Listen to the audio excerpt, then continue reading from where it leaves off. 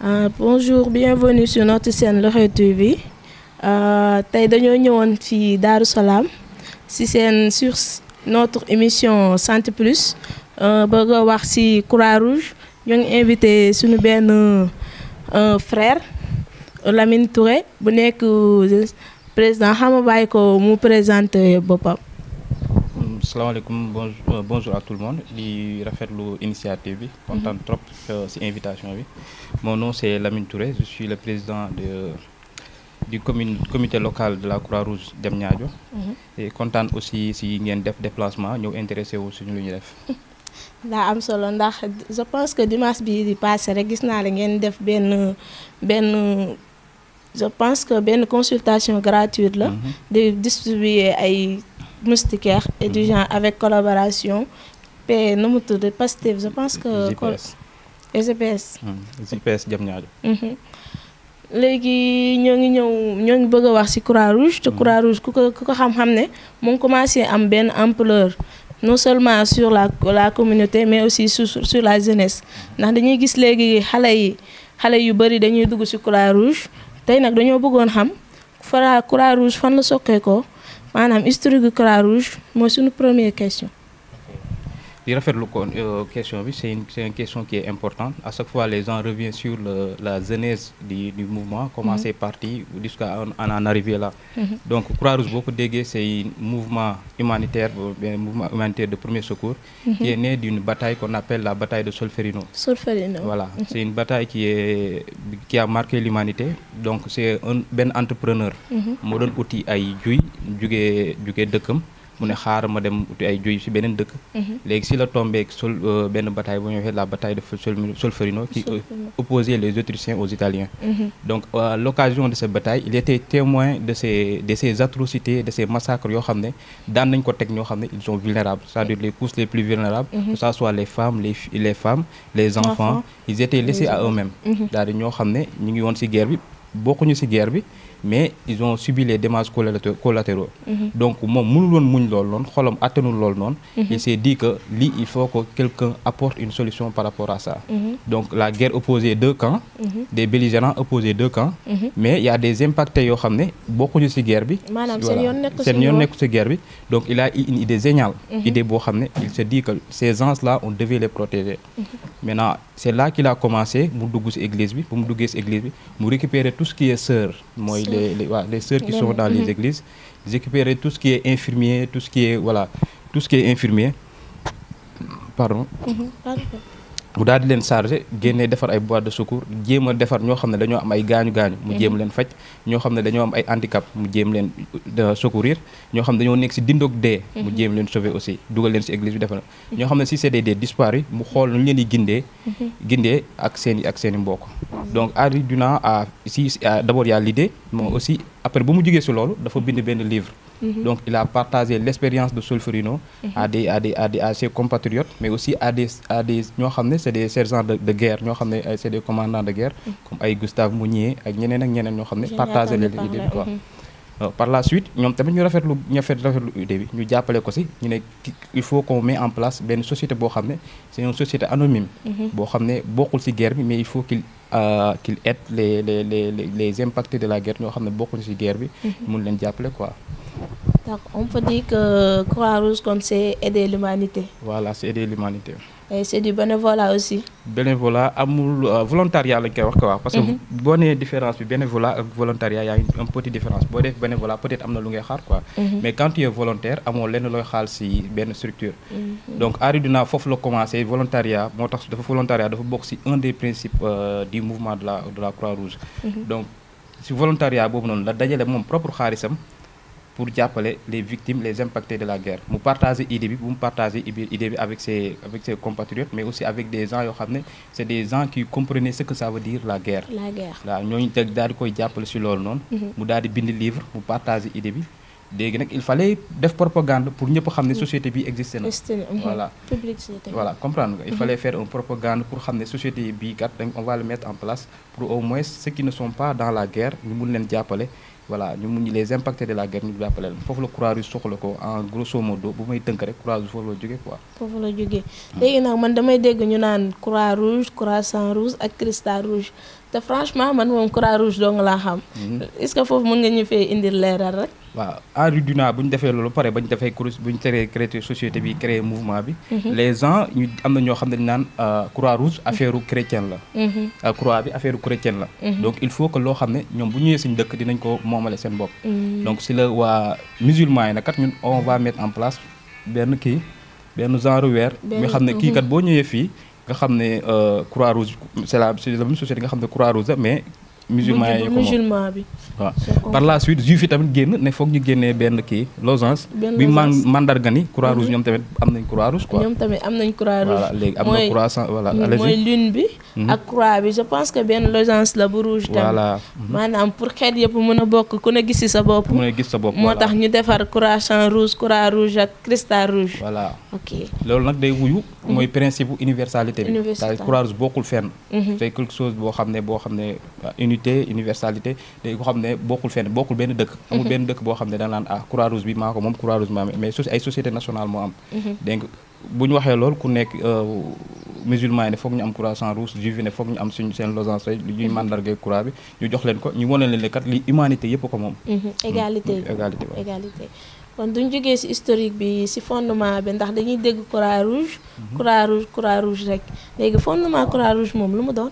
waaw balaa ma ñëw ci fondement maintenant pourquoi ñun au Sénégal ñu am croix bi quoi au lieu ñu tax ñun jëluñu cristal bi wala croissant parce que le Sénégal se dit que c'est un pays laïque moo tax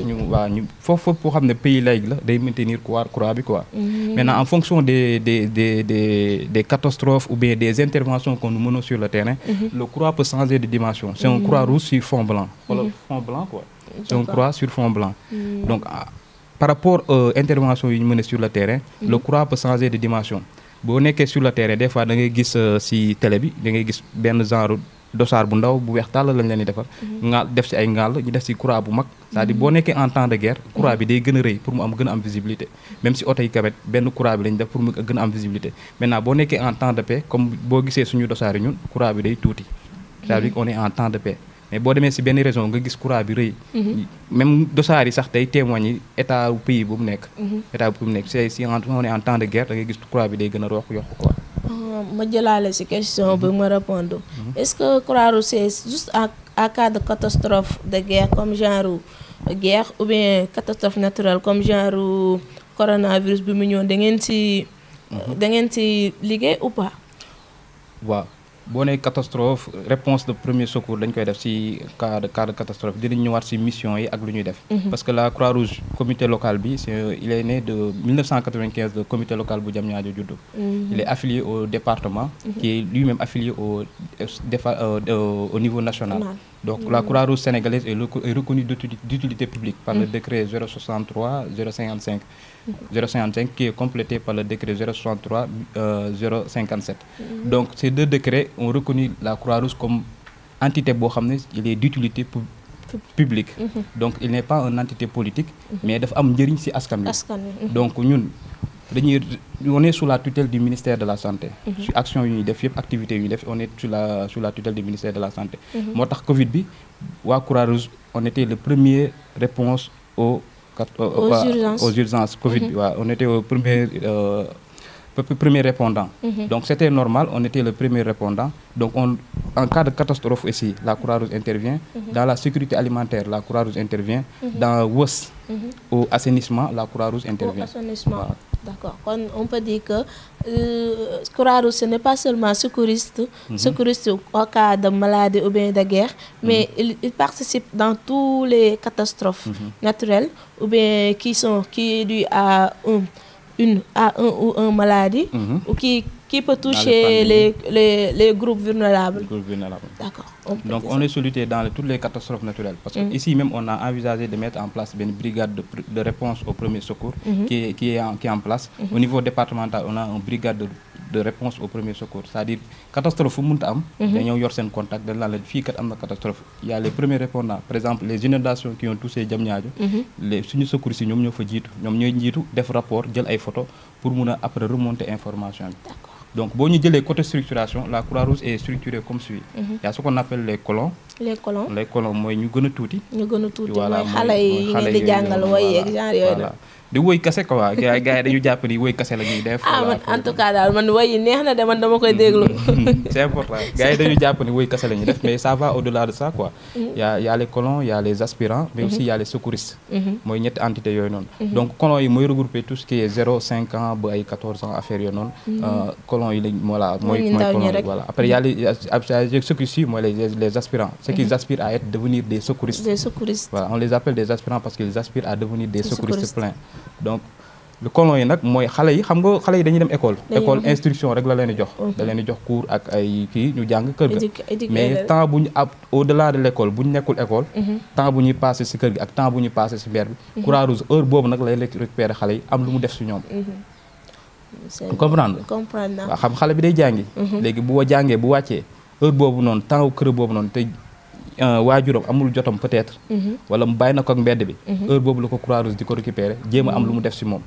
jéem ko jàngal lan mooy àdduna jéem ko jàngal lan mooy autonomie ak yooyu voilà comprendre léegi au niveau des mooy colons yeeg secouristes yeeg aspirants yi est-ce que daa am ay certain niveau yi nga war a am pour dem fa sinon à part âge bi am na ak yoo war a am pour nga doon secouriste aspirant ou aspirant ak yooyu noonu yan la doon waaw Croix-Rouge moom il est ouvert à tout le monde ku jàng ak ku jàngul il est ouvert à tout le monde mais de 0 à 12 ans day di ay colons ñoo fay nekk quoi maintenant en fonction ñu évoluer daam ay kii yu ñuy passé quoi daam genre examen ay certification yu leen di defal ci biir parce que y a le diplôme d'animateur y a le diplôme d'animateur boo xam ne dañ koy def aspirants yi dañ koy def kii yi dañ koy def quoi et par niveau daa am diplôme yu ñu leen di passé loo maintenant nu ñu leen di distinguer am na ñoo xam ne bu dee colons yi dañuy sol foulard bu rouge kese la ñuy def bu dee aspirants yi dañuy am foulard bu rouge am ay deux bandes verticales waaw noonu lañ leen di distinguer y a les animateurs aussi parmi les aspirants y a les animateurs de camaraderie comme Thione animateur comme Arona dépassé na même stade bu animateur quoi il est secouriste plein parce que par exemple moom mooy coordinateur de la jeunesse et des premiers secours moom la ñuy woowee tonton man sax xale yi dañoo dem ba yàq ba tonton la ñuy wax léegi damaa gis ne dimanche bi passé gis naa leen ngeen def ay consultation est-ce que consultation yooyu da ngeen def formation yoo xam ne formation de santé la ba mën a fournir ay soins adéquats nit ñi ñu ñëw foofu noonu ndax dañuy gis yéen a ngi joxe garab moustiquaire paludisme yi gis naa tamit xale yi di bind est-ce que da ngeen di suivre benn formation boo xam ne dañuy formation de santé boo xam ne bu adéquat la pour joxe comme pour am autorisation pour joxe garab yooyu noonu la Croix-Rouge par exemple parmi nous il y a des agents de santé il y a des médecins et des paramédicaux ñoo xam ne ñoom dañoo topp mouvement ba ñu nekkee xale ba ñuy nekk mag def seen formation moo tax mënuñoo quitter mouvement bi parce que amour boobu moo leen ci bàyyi parmi nous aussi il y a des médecins yoo xam ne dañu rejoindre ci biir mouvement bi donc boo jëlee Croix-Rouge comité local bu Diamniadio on a je dirais 5 à 6 infirmiers yoo xam ne ñu ngi fi am nañ ay médecins aussi ñu ngi yoo xam ne ñu ngi ay sympathisants lañ ñu ngi ci biir mouvement bi di évoluer donc événement récent bu ñu mujjee def mooy ànd ak waa JPS bu Diamniadio c'était dans le cadre d'une consultation médicale gratuite donc élément yooyu noonu bu ñuy dem ci activités yooyu ñoom la ñuy yóbbu ñoo xam ne def nañ santé xam nañ leen mooy santé ñoom la ñuy yóbbu pour bu ñuy demee ñoom ñooy procurer soins yi ñoom ñooy def soins yi ñoom ñooy consultation yi def soins yi ak yooyu d'accord personnel de santé yooyu noonu mooy dañoo acquis au niveau de seen école bi ñu def wala formation bi ñu def ailleurs ou bien c'est au niveau de Croix-Rouge bi ñu lañ defee formation bi waaw Croix-Rouge dafa am ay certification spécifique yoo xam ne moom da koy def par exemple day def formation au premier secours da koy def day def diplôme certification animateur da koy def premier secours mooy secours premier secours xam nga les gestes premier secours xam nga voilà ku am accident noo koy jàppale yooyu noonu waaw mais Croix-Rouge amoon na école tamit bi formé infirmier bu nekkoon Thiès boo xam ne volontaire bu musaana am bac am na ñoo xam ne dañuy demander ñu orienter leen foofu noonu école de formation boobu Croix-Rouge moo ko yoroon mu lan daan former si nekk ay infirmier ak yooyu d'accord léegi Croix-Rouge au-delà de ces diplômes aussi il y a le diplôme de WOS waaw mooy affaire assainissement hygiène assainissement am na diplôme SELTER aussi SELTER xam nga catastrophe naturelle bu amee par exemple bu dee tremblement de terre dafa am wala pandémie am fenn nit ñi dañuy soxla ay dëkkuwaay ay taax léegi taax yooyu noonu ñu koy tabax ñoom la ñuy woowee les SELTER ñoom ils ont été formés à ça à construire des abris provisoires recaser nit ñi en attendant kii am par exemple guerre bu amul lépp lay ravager. comme le cas de Bargny mooy temps yi bu avancé maire bi mu amee genre yooyu noonu yéen a njëkk si lii pour secourir les premiers à venir. on est les premiers à venir. d'accord léegi dañu jógee si loolu dañoo gis ne da ngeen di gis mais xale yi dañuy am yoo xam ne dañ koy non seulement dañuy mature te dinañ am sens de responsabilité boo xam ne mën naa ne Croix-Rouge ñoo koy def si ñoom ndax am na ñu bëri ñu nekk Croix-Rouge ñu may àndal. léegi nag yooyu noonu c'est par rapport à vos principes ou bien votre devise ndax man ñaari man damay dem ba dama koy jaawale. y a la devise et le principe et les principes. donc y a 7 principes yi moo tënk Croix-Rouge yëpp. dëkk boo mën a dem. Croix-Rouge boo dëkk kii bay leen dëkk mooy 7 principes yooyu la mooy humanité impartialité neutralité indépendance volontariat unité universalité. donc principe bu nekk. day mel ne benn cours la ñuy defal xale bi. une humanité lan lay signifier c'est-à-dire humanité mooy nit c'est-à-dire nit rek moo la tax a jóg. couche vulnérable moo la tax a jóg. c'est-à-dire lu laal nit koo xam ne lu ko sooxee rek. war na la mën a yëkkati yow nga mun see def dara quoi. nga ñëw principe unité c'est-à-dire da ngay boole unité amuloo xaaj ak seen. c'est-à-dire mënuma ñëw naan damay faj ci dama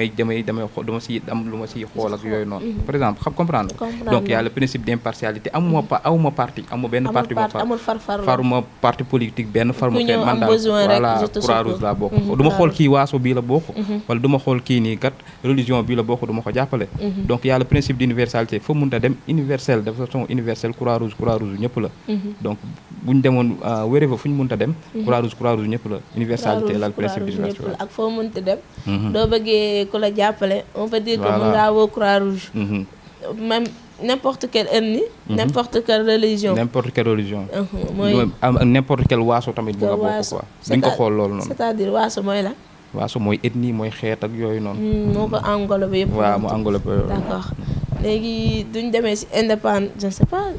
mooy indépendance il y a l'indépendance aussi c'est-à-dire la Croix-Rouge la société nationale est une société qui est indépendante mënoo taxaw ne société état Sénégal moom Croix-Rouge état Sénégal moomul Croix-Rouge comprendre da ko reconnaître comme benn organisation humanitaire d'utilité d'intérêt public mais Croix-Rouge nekkul forcément fonds mi day dépendre uniquement ci état wu Sénégal d'accord n'empêche que dina jot ay subventions yu jóge ci organisation gouvernementale yeeg yooyu mais du ay directives yi directement ci moom lay jógee pour ñu mën a dicter ko loolu dafa indépendant quoi comme am na ay soins yoo bëgg a def comme ça nga bëgg a def ay journée yoo xam ne da ngay joxe ay vaccin foog nga jaar ci médecin chef bi yéen doo leen jaar foofu si dañuy jaar ci au médecin chef loolu c'est différent bu ma la bëggee expliquer principe indépendant c'est-à-dire médecin chef bi mooy représenter fii l'autorité sanitaire quoi mënuñu def leneen dans la santé te ñoom ñun informé wuñu ko parce que nous travaillons en étroite collaboration avec le médecin chef et que je remercie que je salue de passage mu yombal ñu lu bëri aussi ci district bi bu ñu soxlaa dara ñu tàppe ci moom mu génn mu kii ko mu jàppale ñu donc mooy wax indépendant c'est par rapport au niveau de la gouvernance au niveau de la gouvernance comprendre au niveau de la gouvernance là quoi c'est-à-dire état du Sénégal dafa reconnaître Croix-Rouge comme entité d'intérêt public boo xam ne dafa amal njëriñ askan wi mais nekkul ni état du Sénégal moo koy jox ordre naan ko defal lii mu def lii voilà mais c'est une société boo xam ne c'est une société anonyme société boo xam ne moom mooy yor moo gouvernance am moo ko yor moom mooy diriger boppam moom mooy defal boppam lii mooy defal boppam lii mais il dépend sous la tutelle du ministère de la santé d'accord voilà d'accord kon mën nañ ne da ngeen di collaborer ak waa voilà nous sommes des auxiliaires du pouvoir public d'accord da ngeen di collaborer waa ñoom pour liggéey voilà on collabore avec eux léegi nag dañuy dégg courage dañuy dégg yu par exemple dama lay jox benn exemple ci Covid bi nous des Covid bi ñun on était les premiers répondants xaaruñu ci benn état du Sénégal ba ñu commencé suñuy projet ci Covid bi état du Sénégal xaaruñu ko ci dara commencé woon nañ suñuy activité commencé nañ suñu sensibilisation te xaaruñu woon état du Sénégal ci après kon état du Sénégal nous a trouvé sur le terrain d'accord kon da ngeen a am yeneen collaboration yu dul état Sénégal waaw am nañ yeneen collaboration parce que la Croix-Rouge dépend est affiliée aux fédérations internationales mooy FICR moom nga bind waaw fédération internationale FICR c'est fédération internationale dafa dépendre si affilié dafa affilié foofu tamit mais aussi y a la CICR moo tënk mbooloomu Croix-Rouge société nationale mbooloomu fédération yi CICR moo leen tënk quoi boobu nag siège bi moo nekk Genève voilà Genève mooy siège bi moo nekk Genève léegi nag on peut dire que da ngeen collaborer waa état bi pour pour faire. pour collaborer pour def seen liggéey fii ci gox yi ngeen mën a def mais yéen amaan ngeen yeneen collaboration entité yoo xam ne mun ne leen a permettre ngeen def seen travail sans dépendre sans xaar état dara sans dépendre de l'état. D'accord léegi nag dañuy ñëw ci camp de vacances yi. ndax dañuy gis ne maman yu bari dañuy douter seen doom. surtout les filles. ñu dem ci camp de vacances yi ou pas. Est-ce que am na sécurité pour garantir bu bën a garantir parents sa doom dinañ ko yóbbu te dinañ ko indiwaat comme niñ seen ësëf genre. xam nga jamono dafa neexul. booy dugg sa doom si lu muy dem rek war nga xam si lan lay dugg ak si lan lay dox. donc y a trop de mouvements associatifs yoo xam ne ils sont sur le terrain. ku nekk ak sa but ak sa objectif. waaw léegi yow bu dee say parents dañu ignore beaucoup de la Croix-Rouge peut-être mun nañ xam Croix-Rouge wala ñu fa nekk peut-être mun nañ leen bañ a xam. loolu mooy andi des fois parents yi dañuy am benn réticence pour seen doom yi dem ay camp de vacances ak yooyu. mais pour vous rassurer juste ñun dañoo am benn suñu entité ñun fii au niveau du commune de Diamniadio. dañoo am benn groupe bu ñu tuddee le groupe des parents d'élèves. parents des volontaires quoi. donc parents yi ñoom si lépp lu ñuy dox. activité bu ñuy dox ñoom xam nañ début bi. ba xam nañ fin bi parce que ñoom des fois dañuy participer même ci événements yi ou activités yu ñuy def. donc information yoo xam ne da leen soxal ñoom ci groupe boobu lañ koy dugal donc même camp de vacances yu ñuy dem daam benn fiche boo xam ne dañ koy jox xale bi. xale bi day décrire civilité am. boo xam ne mu tudd voilà gis nga fiche bi. wax ne mu tudd nom prénom. bu dee dafa am benn feebar boo xam ne da koy faj. mu teel ko signaler voilà médicaments yi muy jël ak yooyu noonu. jël contact ku parent bi. jël parent de premier degré parent de deuxième degré. pour dara bu amee ñu mun ko informer rapidement ne ko lii kat moo dal sa doom. donc camp de vacances yi objectif yi lan la. c'est-à-dire vacances day am xale yi doo leen bëgg ñuy traîner ci kër gi. wala ñuy traîner ci mbedd bi. il faut ñu récupérer leen. tey jii parents yi du ma ne éduqué tuñu mais amatuñu jot. il faut que benn main boo xam ne moo leen di suppléer ci loolu noonu. donc Croix-Rouge tant que yooyu la taxawee. moo tax camp de vacances yu ñu utilisé dernièrement on était au Mbour. jumelage camp de vacances bu ñu fa utilisé bu ñu ko organisé donc. ay thèmes yu intéressant la ñuy développer pour yee xale bi pour développer son autonomie autonomie mu am yenn autonomie même si ses parents ne sont pas là qu'il est capable de se débrouiller voilà dans la vie quoi. D'accord léegi kon mën nañ ne ku sa doom bëgg a nekk Croix-Rouge bàyyi ko mu dem mu joxe sa numéro ngeen dugal ko ci groupe bi. mi ngi noonu lu mënta xew ci Croix-Rouge bi da koy yëg. da koy informer waaw. D'accord est-ce que information yi ngeen war a joxe bu adéquat. est-ce que je pense que information bi mooy jàllut. ndax damay gis suñu parents yi dañuy dégg Croix-Rouge dañuy jël mbooloo dem ñëw takk seen badge ñëwaat ñi ngay gis ngay dem ngay gisaat ñuy ànd te léegi xam nañ ne le monde fu mu jëm ak xale yi je pense que mooy loolu noonu est-ce que communication bi pour joxe pour publicité Croix-Rouge bi desut ndax pour ses parents yi am ci xel bu dal tuuti ñu xam dara tuuti ci Croix-Rouge. voilà ndax xale yi dañuy jékki saa rek dañ naan club sax lañ ko woowee club Croix-Rouge. comme club anglais bi. wala club français bi. est-ce que jotul comme ngeen yokku. lii bi publicité Croix-Rouge bi.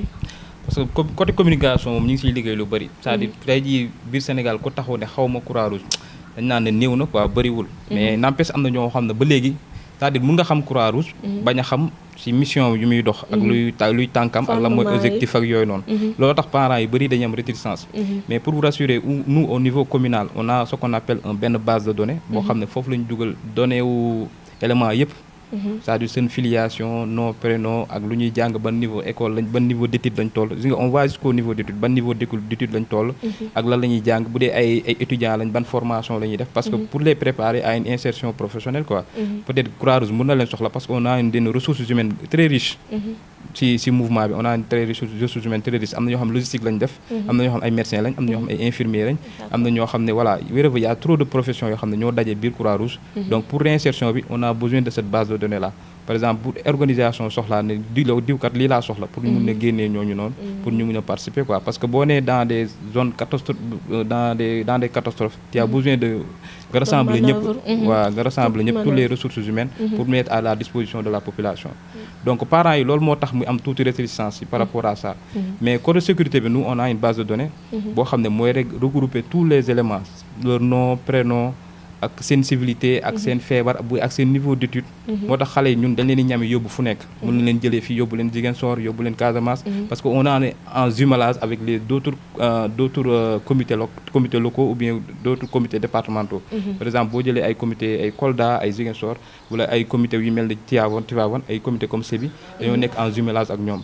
dañuy liggéey ak ñoom bu dee camp de vacances am na mun nañ dem yóbbu fa xale yi parce que xale yi xam nañ base de données xale yi ku nekk xam nañ sa allergie ku nekk xam nañ sa feebar ku nekk enregistré nañ de telle sorte que bu ñu amee problème dinañ mën a agir de façon efficace. d'accord kon ku bëgg a bokk Croix-Rouge jarul ngay am acquis santé jarul yow daal ñëwal nga def volontariat voilà yow daal yow lañ soxla sa manœuvre d'accord on peut dire que ça c'est merci. information yi yëpp leer na xam naa léegi dañ lay bàyyi nga tàkkatoo sa dernier conseil ou bien loo mën a wax xale yi rek léegi pour en cas de duñ bëggee dugg Croix-Rouge wala en tant que frère rek.